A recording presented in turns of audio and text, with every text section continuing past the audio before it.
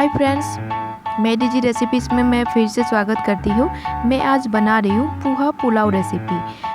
पोहा बनाने के लिए सबसे पहले चूड़ा को क्लीन कर लेंगे। क्लीन करने के बाद एक कंटेनर में निकाल लेंगे चूड़ा और इसमें हाफ टी स्पून सॉल्ट और half tea spoon sugar add करके चूड़ा के साथ मिक्स कर लेंगे अच्छी तरीके से। अभी चूल्हा ऑन कर लेते हैं। अब इसमें फ्राई पैन गरम होने के लिए दे देंगे। इसमें घी ऐड करके चारों तरफ फैला लेंगे। अब इसमें ड्राई फ्रूट्स एक एक करके ऐड करते जाएंगे। मैं काजू ऐड कर रही हूँ, उसके बाद मूंगफली और किशमिश भी इसमें ऐड कर देंगे। गैस का फ्लेम लो रख के कंटिन्यू चलाते हुए हल्का ब्राउन होने तक ड्राई फ्रूट्स को पकाना है। ड्राई फ्रूट्स फ्राई होने के बाद एक कंटेनर में ड्राई फ्रूट्स को निकाल लेंगे।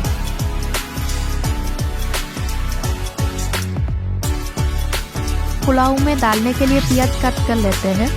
उसके बाद फिर से तेल ऐड कर देंगे।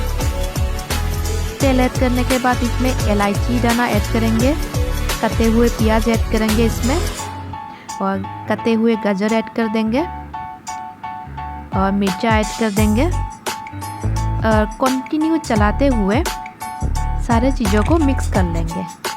इसमें गैस का फ्लेम लो ही रखना है। स्वाद अनुसार नमक ऐड कर देंगे। उसके बाद मिक्स कर लेंगे फिर से। अब इसमें हल्दी पाउडर ऐड कर देते हैं। हल्दी पाउडर ऐड करने के बाद धीरे धीरे करके सारे सब्जी को मिक्स कर लेंगे। मिक्स होने के बाद इसमें चूड़ा ऐड करेंगे। धीरे धीरे करके चूड़ा को ऐड करके सब्जी और चूड़ा एक साथ मिक्स कर लेंगे। कंटिन्यू चलाते हुए मिक्स कर लेंगे।